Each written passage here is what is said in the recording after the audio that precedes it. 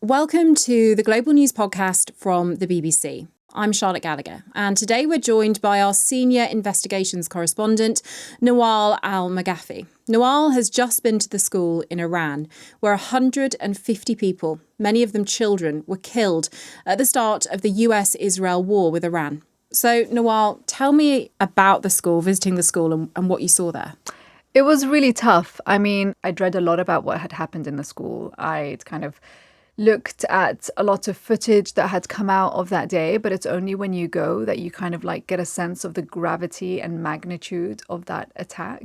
I mean, just walking through and seeing things like painting on the wall by children, their writing that teachers had put up in the classrooms now, like covered in dust because of what happened. I saw the desks underneath the rubble. When I went there, they were actually still sifting through the rubble 4.5 months on, and they were looking for the remains of one young boy who's still missing. And it was really overwhelming to walk through there. It's one of those stories that just stays with you forever because of how harrowing it was. And then, a few hours into our filming, the teachers and parents started coming into the school, and I found out that that was their daily ritual. They go and they all pray together. And, the pain of what they went through is still very raw. Like, you could see them in tears. You could see how much emotion there still was. It was really tough. And we went there because the government were very keen for us to see what had happened in this school. And they've used what happened and made it their case to the world to say, look, this is what an American-Israeli intervention in Iran looks like. It isn't going to just be targeting military sites. When you walk around Tehran even, you see huge billboards with the pictures of all these children that were killed. You see, they talk about it in speeches. You see it played time and time again on Iranian television. And so to go there ourselves, it was like, yes, they are using it for propaganda, but this did happen. These children were killed. And speaking to the parents, I mean, the loss is just so profound. It's so heartbreaking. And who did you speak to when you were at the school? So when I first arrived, I met this teacher, Amina Nadimi. She had taught first grade for over 6 years. And she walked me through the school. She showed me where classrooms once were, where her classroom was.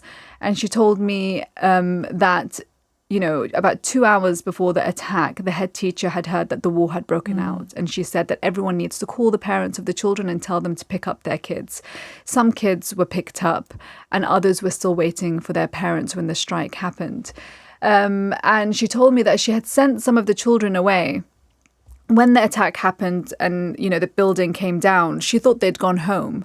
But she walked out and realized that they were underneath the rubble and so were their parents. And then we also spoke to the first Red Crescent worker that was at the scene when the attack happened. His name was Reza. He walked us around and said, there was no military activity here. I've never seen anyone armed here. This was a school. It's been a school for over 10 years. And so, that it was really critical what he told us. And then he told us a story that was incredibly sad. It's such a tight-knit community, Minab. And so when he arrived at the school, he knew so many of the people that had come looking for their children. And he said one of the first children he found was a child he actually knows. And he walked out. It was his cousin. And the mother was crying, saying, please, go find my daughter, go find my daughter. And he just didn't have the heart to tell her that he already had and that she was killed in the attack. US forces haven't admitted responsibility, but military investigators reportedly believe that the strike could have been carried out accidentally. So we pressed them on that. We had experts look at satellite imagery, look at, the footage that we have and give their take on what they think might have happened. And, they say it's likely it was a US Tomahawk missile because there were 2 waves of attacks that day, one in the morning and one in the afternoon. And the one in the afternoon, you can see in footage Tomahawk missiles dropping on the IRGC compound beside the school. The first wave of strikes, which, is the one that hit the school itself, you can't see what missile was used. But when you look at the crater that was left behind, all the evidence indicates that it was part of the same attack. And usually they use the same missiles for waves of attacks. And so, it all indicates that it was the US that was responsible for this attack, but only they can be the ones to have the final say because they're conducting an investigation. It's been going on for months now, and it hasn't been released. The most recent thing we've heard from President Trump on this attack was a Fox News interview that he did a couple of days ago, in which he was asked about some of this footage that has come out that shows the Tomahawk missiles dropping in the IRGC compound beside the school. And he said, well, they could be a fabrication, it could be AI. And he said he's not sure when this investigation will be released and if it will be released at all. So, it's been months and it hasn't been released. We chased them just before our investigation went out. And they said it's still ongoing and that it will be released at some point.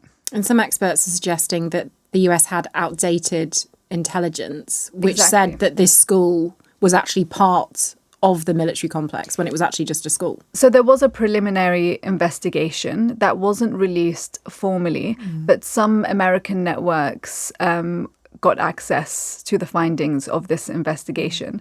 And that investigation says that, these networks are reporting that it was very likely a Tomahawk missile that attacked the school and that it was a mistake because of using outdated intelligence. Many years ago, this school was a part of this IRGC compound. And then it was fenced off, and that IRGC compound, according to a lot of civilians and residents of the area, hasn't been active or operational in over 10 years. And so what they're saying is that maybe it was based on intelligence of when it was active, and that's why it was hit. When you were speaking to people in the community, how important was it for them that the truth comes out and people know, as a matter of fact, what happened there? I mean, of course, for the people of the community and of that school, the parents, they've suffered a profound loss and nothing is going to soften that blow. But they want justice. So they want to know who was responsible. They want whoever's responsible to be held accountable.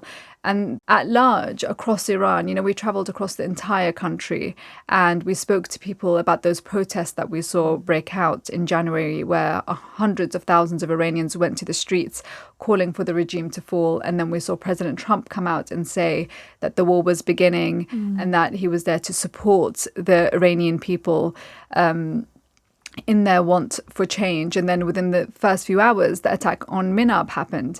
When we spoke to those people who were very welcoming of this war, they told us that what happened in Minab shocked them and terrified them about the prospect of war, and that they didn't realize that this would be the human cost. I mean, we spoke to multiple people who said that they, were very pro this war. They really wanted it to happen. They thought that within a few weeks the regime would crumble. And so the attack on Minab really came as a shock to them and terrified them of the prospect that this war may go on for months and months on end and how many more civilians would be killed.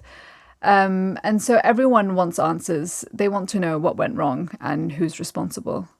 Thanks, Nawal. That was Nawal Al-Maghafi, our senior investigations correspondent. And this has been the Global News Podcast. Thanks for watching. If you would like to hear more from us, please click the link below.